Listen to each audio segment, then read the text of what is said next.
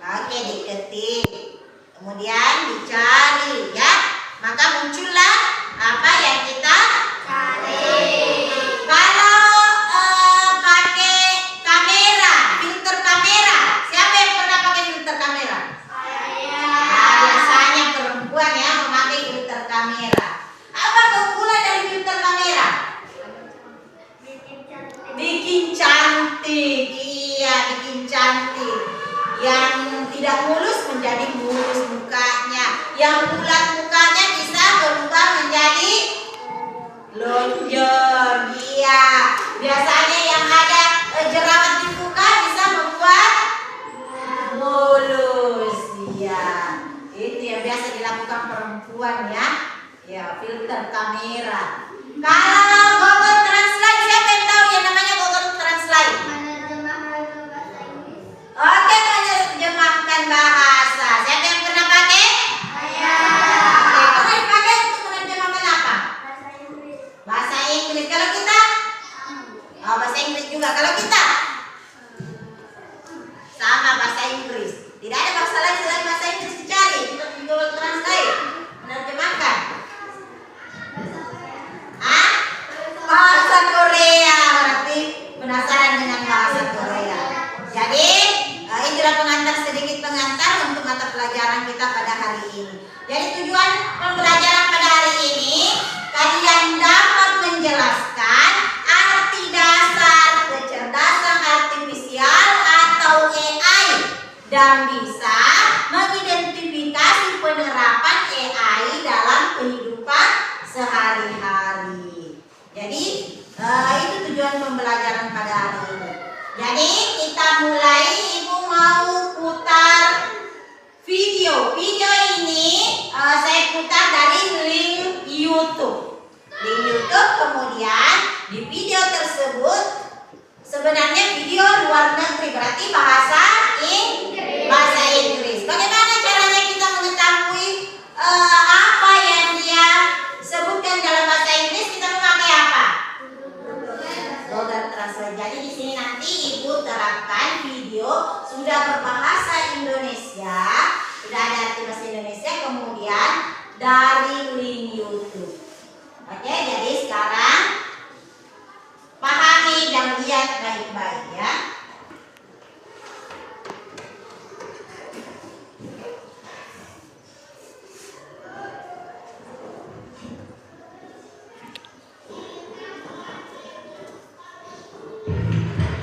Salah satunya diberi nama Atlas, buatan Boston Dynamics. Atlas dirancang untuk membantu orang dalam bekerja. Dia bahkan tidak kesulitan untuk menaiki perancang bangunan.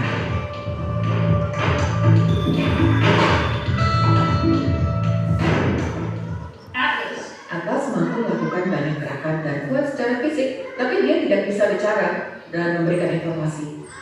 Give you information. Para pakar memperkirakan jenis ini akan berkembang sangat pesat. Tempat kerjanya nanti kawasan industri. Apakah robot nantinya akan bisa berlari dan melompat? Saya yakin di tahun-tahun mendatang akan ada robot humanoid yang bisa melakukan semua itu lebih baik daripada manusia. Boston Dynamics dengan 500 pegawainya sekarang paling maju di bidang robot humanoid. Atlas punya baterai sendiri, bobotnya 86 kg. Dia bisa belajar dari kesalahan dan merencanakan langkahnya dengan baik. So predictive controller is Modul kalkulasi memperkirakan apa yang akan terjadi di masa depan. Contoh mudahnya, jika manusia berdiri setelah duduk, jantung harus memompa darah lebih cepat untuk menjamin naiknya tekanan darah. Sebenarnya jika dilihat denyutnya, jantung sudah memompa lebih cepat sebelum orang berdiri, jadi tubuh berpikir dulu akan dibutuhkan jantung. ready to be stand. Ini Unitree H1, robot humanoid buatan perusahaan Cina yang tampil di pameran teknologi canggih CES di Amerika Serikat. Robot humanoid pekerja punya peluang pasar sangat besar. In the future, we plan Di masa depan kami ingin mengerahkan robot ini sebagai pekerja di segala bidang for different industries agar bisa menggantikan manusia dalam pekerjaan berat seperti di gudang atau di lokasi berbahaya. and the environment to replace human. Perusahaan Agility dari Amerika Serikat sudah memasarkan prototipe robot humanoid pekerja yang mampu menyeleksi paket dan menempatkannya di atas ban berjalan. Robot humanoid pekerja semacam itu digunakan di gudang perusahaan GXO atau Amazon.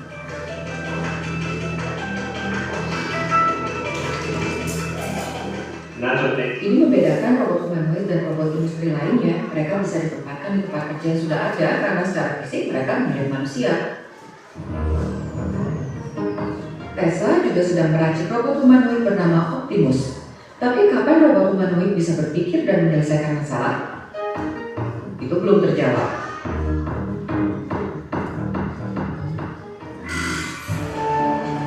Mimik dan gerakan mata. Sophia dibuat oleh perusahaan Hanson Robotics.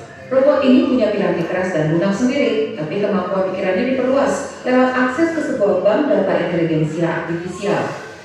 Dalam hal berdasar, robot-robot dari perusahaan Boston Dynamics ini sudah mirip manusia, namun mereka belum bisa berpikir dan punya perasaan apapun.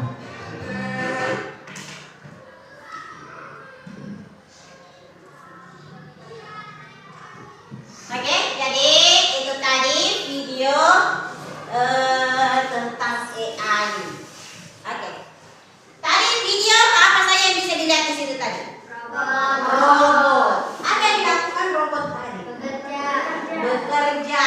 Bisa bekerja seperti layaknya manusia.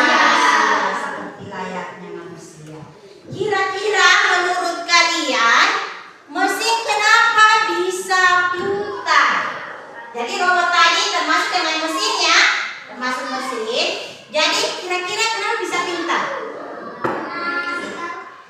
Karena berbentuk digital. Oke. Ada yang lain? Kenapa bisa pintar? Hah? Memakai AI atau versi AI. Ada yang lain? Kenapa bisa pintar?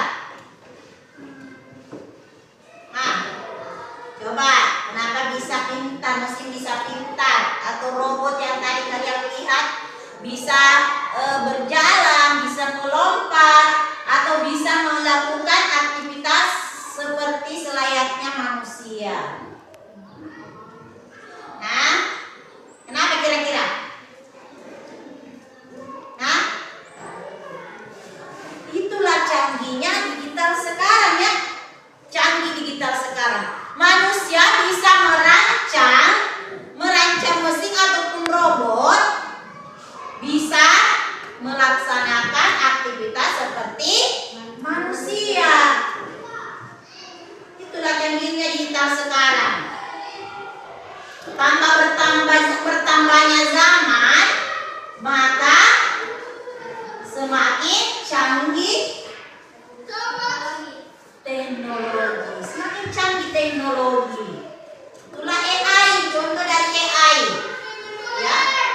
Manusia bisa merancang sedemikian rupa, mesin bisa melakukan aktivitas seperti manusia, ya, bisa melaksanakan aktivitas seperti manusia. Itu salah satu contoh AI, ya, membuat robot seperti tadi. Robot bisa mengangkat barang, memindahkan barang dari tempat yang satu ke tempat yang lain, ya. Oke, jadi Ibu jelaskan sedikit tentang konsep dasar kecerdasan artifisial atau AI. Jadi AI itu sama dengan kecerdasan artifisial, ya. Artifisial, kecerdasan artifisial. Apa itu AI? Nah, apa itu AI? Kalau ada yang bertanya apa itu AI? AI itu atau kecerdasan artifisial adalah kemampuan mesin untuk meniru manusia. Jadi kecerdasan mesin mampu meniru kecerdasan manusia, ya, yaitu seperti berpikir, belajar, memecahkan masalah dan membuat keputusan. Ya, jadi mesin juga bisa berpikir, bisa juga belajar dan bisa membuat keputusan sendiri.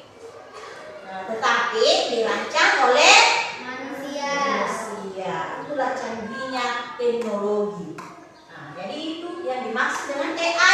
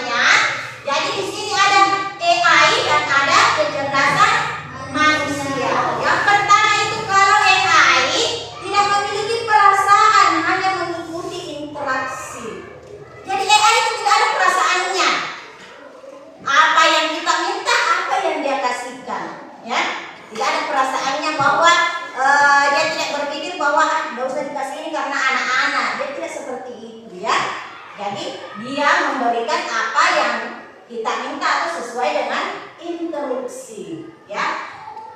Berbeda dengan kalau manusia, kecerdasan manusia itu bisa berpikir sendiri dan memiliki perasaan. Yang memiliki perasaan kalau manusia kreatif, berinovasi, dan menciptakan ide baru. Itulah manusia.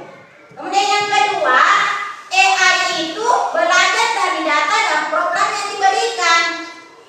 Jadi dia belajar dari data yang diberikan oleh kita. Misalnya apa yang kita minta, dia memberikan sesuai dengan data yang kita masukkan. Tetapi kalau manusia, kecerdasan manusia, dia belajar banyak hal yang berbeda, beradaptasi dengan lingkungan melalui interaksi sosial. Ya. Yang ketiga, AI hanya memahami hal yang ada dalam datanya, sedangkan manusia bisa memahami konteks yang luas. Jadi manusia itu bisa berpikir luas, ya. Beda dengan AI, cuma yang ada dalam data saja. Ya. Kemudian yang terakhir, hanya bisa membuat keputusan berdasarkan angka dan pola. Itu AI. Tetapi kalau manusia bisa membuat keputusan dengan pertimbangan emosi, nilai moral, dan etika. Jadi itu perbandingan KA atau AI dengan manusia, ya. Nah, di sini kita perhatikan ada mesin cerdas dan ada mesin non cerdas. Yang pertama, mesin cerdas itu bisa belajar dari pengalaman dan perbaikan kinerjanya. Kemudian yang kedua, bisa menyesuaikan diri dengan kondisi baru tanpa perlu diperintah ulang. Jadi tidak perlu diperintah ulang. Contohnya itu misalnya kita membuka YouTube, kita menonton Upin Ipin, ya, kita ketik Upin Ipin, maka muncullah semua Upin Ipin. Kita sudah menonton satu Upin Ipin, maka Upin Ipin terus yang akan muncul di bawahnya. Seperti inilah. Nah, tidak perlu diperintah ulang, dia sudah muncul sendiri apa yang sesuai dengan konteks, ya. Kemudian yang ketiga, bisa mengambil keputusan sendiri berdasarkan data. Kemudian selanjutnya, mesin non cerdas, ya, hanya bekerja sesuai instruksi yang sudah diprogram. Kemudian tidak bisa menyesuaikan diri, hanya mengikuti pola tetap. Dan yang terakhir, memerlukan interaksi manusia untuk setiap keputusan. Itu mesin cerdas dan non cerdas. Iya. Jadi kalau kita sering memakai AI dalam kehidupan sehari-hari, jangan lupakan bahwa ada risiko atau bahaya AI. Ada juga risikonya, ada bahayanya. Jadi ada pro dan ada kontra, ya. Apa saja bahaya menggunakan AI? Bisa menipu, ya, bisa menipu. Seperti kemarin, dengar tidak? Kemarin ada salah satu teman kita ditelepon, ya, bahwa minta tolong dikirim rekeningnya karena akan dikirimkan bantuan. Itu bisa dari AI. Bisa mendapatkan data kita dengan menggunakan AI, ya. Itu ada risiko juga tersendiri, bahaya untuk AI, bisa menipu kita. Iya, bisa menipu. Oke, apa lagi? Bisa membuat ketergantungan. Bisa membuat ketergantungan. Nah, seperti misalnya tadi Cici, ya. Cici tadi. Jangan selalu menggunakan bahwa ada PR-nya, bukalah Cici, ada kok gampang di situ. Akhirnya bukunya tidak akan dibuka, tidak dibaca-baca. Karena ketergantungan dengan itu tadi, Cici langsung ada jawabannya, jawabannya, misalkan. Jadi bisa membuat ketergantungan. Jadi ada juga resiko dan bahaya AI. Kita menggunakan saja AI seperlunya, ya. Nah, kita menggunakan seperlunya. Boleh menggunakan AI untuk belajar, tetapi kita perlu memperhatikan apa saja yang perlu kita cari. Kalau menurut tidak terlalu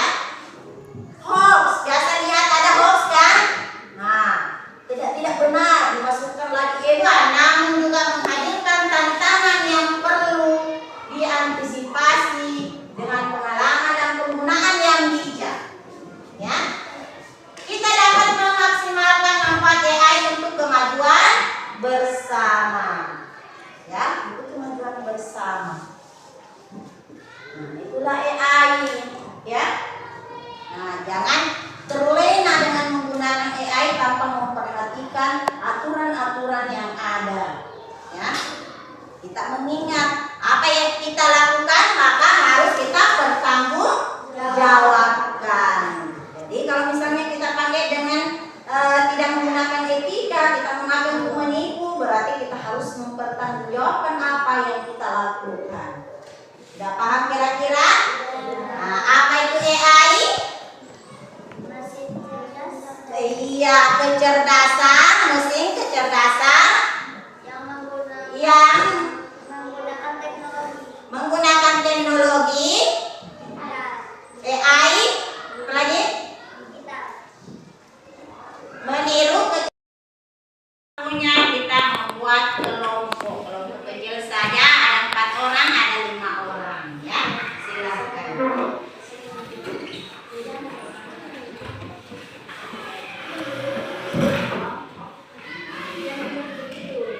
Boleh.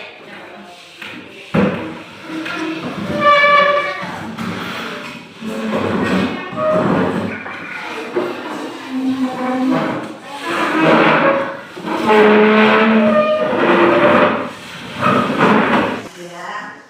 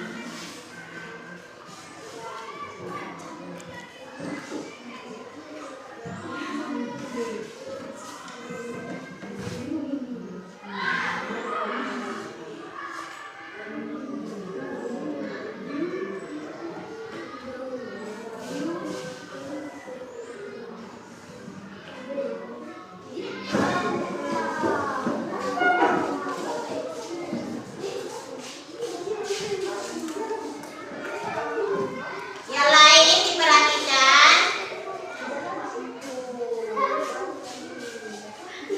Assalamualaikum warahmatullahi wabarakatuh. Waalaikumsalam warahmatullahi wabarakatuh. Kami dari kelompok A akan merepresentasikan hasil diskusi kami.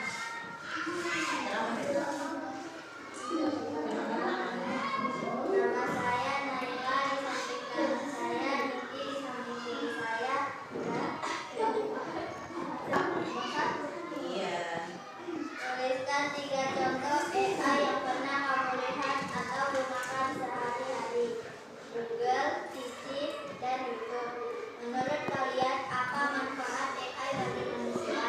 Bisa membantu Tangan dulu. Oke. Jadi berikan tanggapan. Komentar atau tanggapan kelompok B.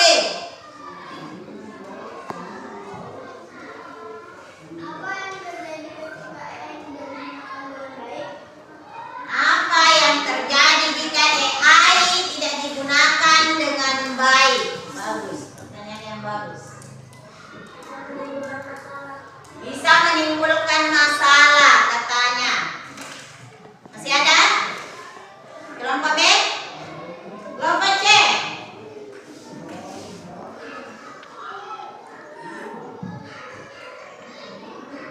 Apa yang digunakan saat kalian tidak mengerti bahasa orang luar negeri? Nah, apa yang kalian gunakan katanya saat apa? Bahasa di luar negeri tidak dimengerti. Menggunakan Menggunakan Google Translate. Google Translate. Oke. Apa manfaat AI? Apa manfaatnya AI? Bisa membantu kita untuk belajar dan bisa menerjemahkan bahasa lain. Oke. Masih ada? Masih ada? Sudah tidak ada? Oke, ditutup. Assalamualaikum warahmatullahi wabarakatuh. Waalaikumsalam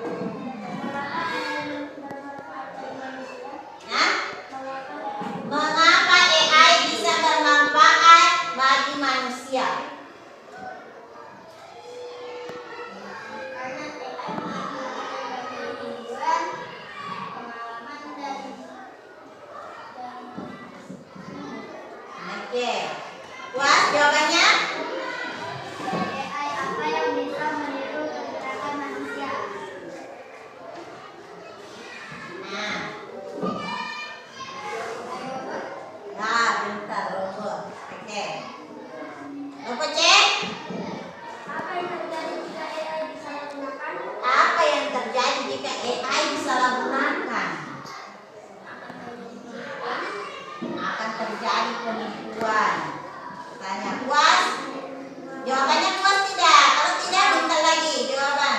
Apa yang terjadi jika tidak ada AI? Apa yang terjadi jika tidak ada katanya AI?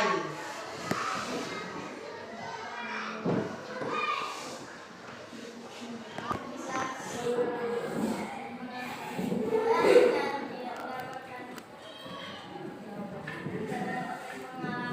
Oke, tidak bisa apa tadi menonton hiburan kalau tidak ada AI. Kemudian Anda bisa mendapatkan pengalaman dari AI atau pengetahuan. Bisa? Oke, silakan ditutup. Waalaikumsalam warahmatullahi wabarakatuh. Tepuk tangan dulu untuk temannya, luar biasa ya. Oke, silakan. Oke.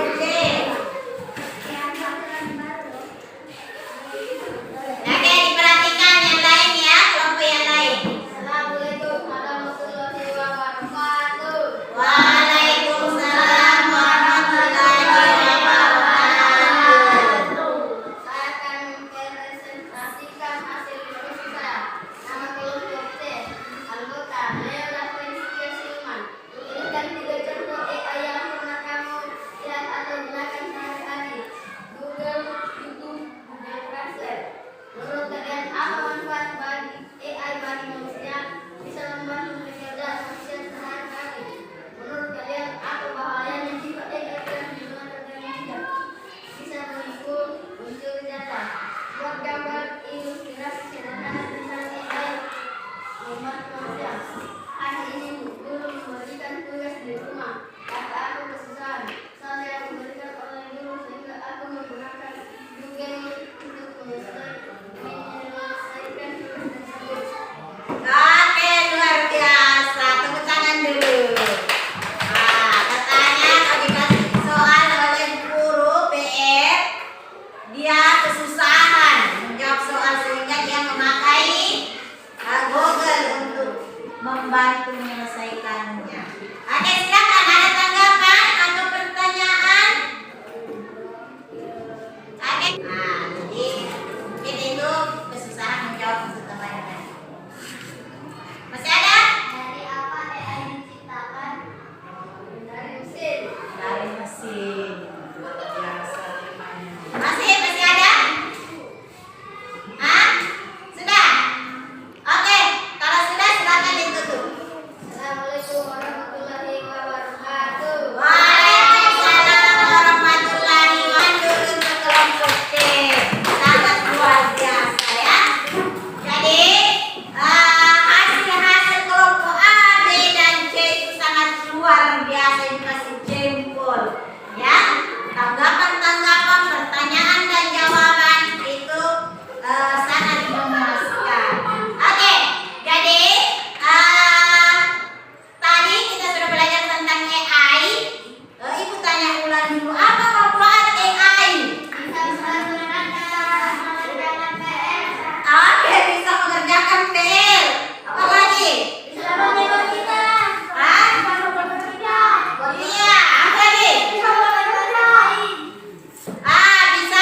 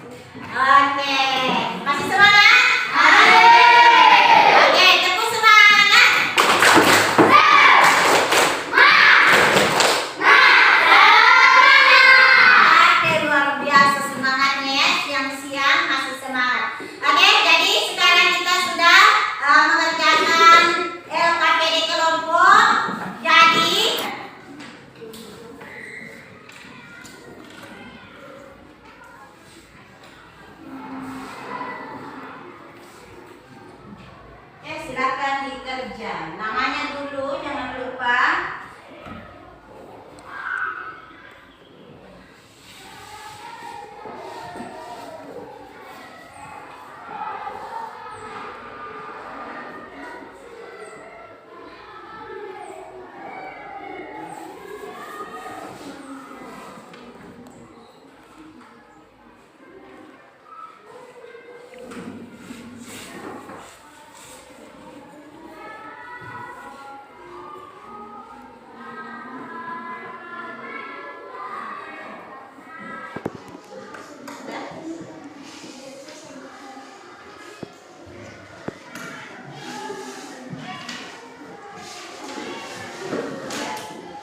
Oke, jadi sekarang sudah dikerjakan LKPD individu.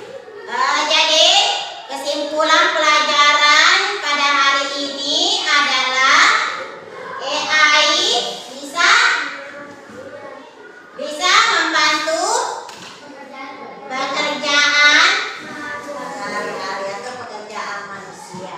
Tetapi AI ada bahaya dan ada risikonya ya.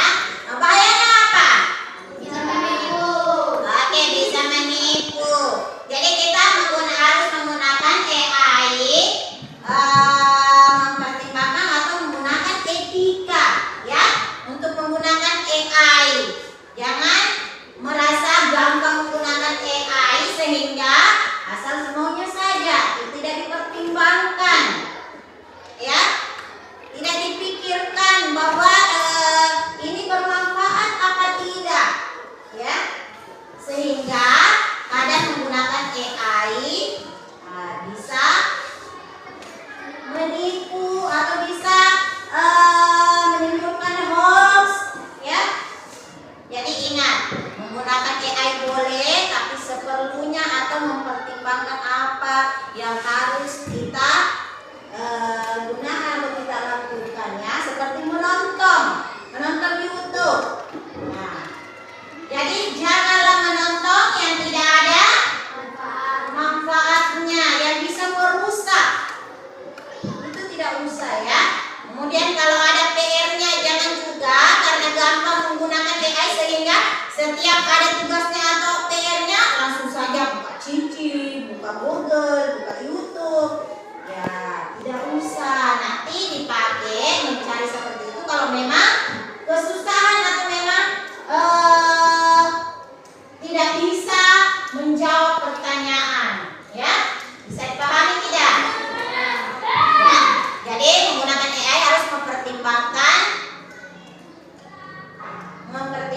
pro dan kontranya ya. Nah, mempertimbangkan apa bahayanya kalau saya menggunakan ini, apa manfaatnya, itu yang harus diperhatikan. Sudah paham tidak? Ya. Jadi tugas kalian di rumah mencari atau mengidentifikasi di sekitar di rumah apa yang biasa dilakukan orang tuanya di rumah. Apa yang biasa dilakukan? Biasa digunakan untuk mengurangi atau membantu pekerjaan orang tua di rumah. Bisa dipahami?